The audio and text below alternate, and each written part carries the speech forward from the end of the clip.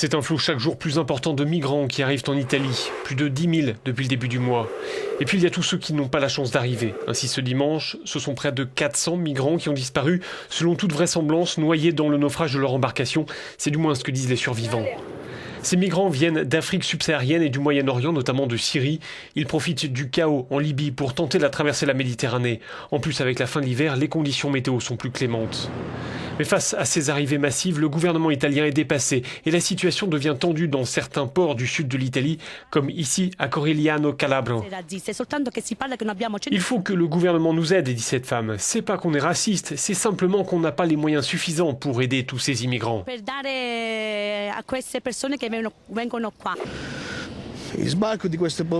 Moi, je suis désolé pour tous ces gens qui viennent de pays où il y a la guerre. Mais il faut bien voir qu'ici, dans notre ville, on ne peut pas les accueillir.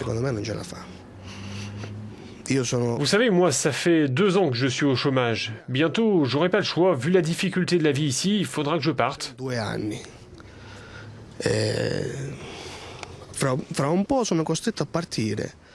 Les ONG s'agacent de l'absence de réactions internationales, notamment de la part de l'Union européenne. Beaucoup reprochent l'abandon du programme Mare Nostrum en octobre dernier au profit d'une opération appelée Triton, nettement moins ambitieuse et donc moins efficace pour porter assistance aux migrants. Rien que depuis le début de l'année, l'Organisation internationale pour l'immigration a enregistré plus de 900 morts.